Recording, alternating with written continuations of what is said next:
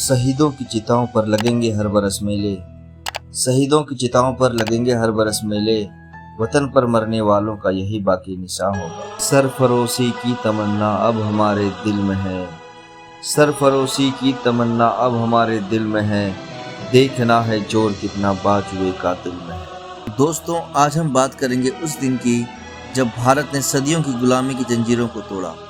15 अगस्त 1947 सिर्फ एक तारीख नहीं, बल्कि वो दिन जब हर हिंदुस्तानी ने आज़ाद हवा में पहला सांस लिया।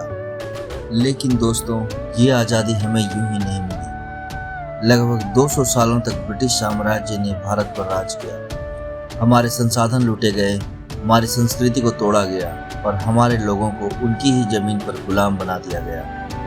1857 में पहली बार चिंगारी भड़की, सिपाही विद्रोह, मंगल पांडे, रानी लक्ष्मीबाई, तात्या टोपे, इनकी बहादुरी ने पूरे देश को झकझोर दिया। इसके बाद तो आज़ादी की आग रुकने का नाम ही नहीं ले रही थी। 1905 में अनुशीलन समिति और युगांतर दल जैसे क्रांतिकारी संगठनों ने बम धमाकों और ब्रिटिश अधिकारियों पर हमले शुरू किए। खुदीराम बोस मात्र 18 साल की उम्र में ब्रिटिश अधिकारी पर बम फेंकने के आरोप में फांसी चढ़ गए। 1915 में गदर पार्टी ने विदेश में बैठकर ब्रिटिश शासन के खिलाफ विद्रोह की योजना बनाई। रास बिहारी बोस और भगत सिंह ने क्रांतिकारी गतिविधियों को नए स्तर पर पहुंचाया। 1925 में काकोरी कांड, राम प्रसाद बिस्मिल, अशफाकुल्ला खान, राजेंद्र लाहिड़ी और चंद्रशेखर आजाद ने सरकारी खजाना लूटकर अंग्रेजों को सीधा चुनौती दी। भगत सिंह, राजगुरु और सुखदेव ने लाहौर साजिश केस में फांसी पाई, लेकिन ब्रिटिश साम्राज्य को संदेश दे दिया कि क्रांति अब रुकने वाली नहीं। चंद्रशेखर आजाद अल्फ्रेड पार्क में अंतिम सांस तक लड़ते रहे और आखिरी गोली खुद को मारकर कहा, आज़ाद थे, आज़ाद रहेंगे। नेताजी सुभाष चंद्र बोस आज़ाद हिंद फौज बनाकर सीधे ब्रिटिश सेना से लड़े और तुम मुझे खून दो, मैं तुम्हें आज़ादी दूंगा का नारा दिया।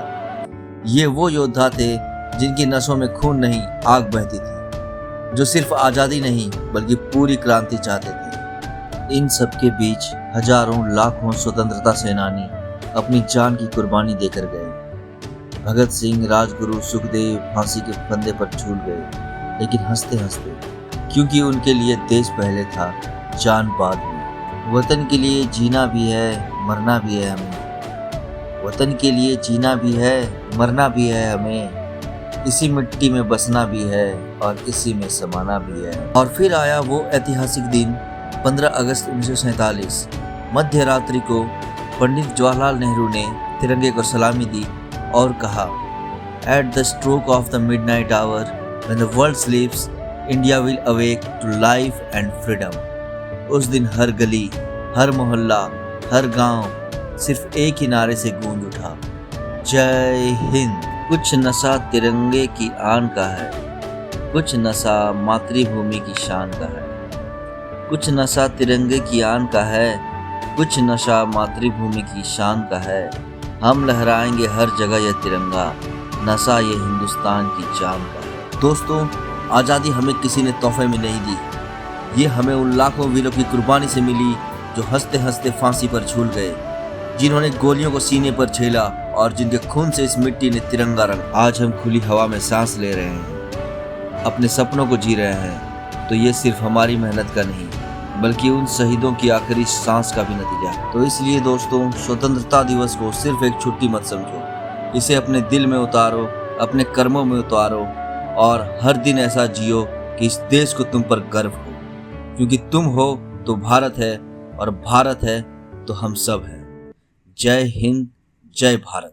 दोस्तों, अगर ये वीडियो आपके दिल को छू गया तो इसे लाइक कीजिए, अपने दोस्तों और परिवारों के साथ शेयर कीजिए और कमेंट में हमें बताइए आपके हिसाब से भारत के सबसे प्रेरणादायक स्वतंत्रता सेनानी कौन है। ऐसे ही देशभक्ति और इतिहास से जुड़े वीडियो देखने के लिए हमारे चैनल को सब्सक्राइब करें और बेल आइकन दबाएं ताकि अगला वीडियो सबसे पहले आप तक पहुंचे।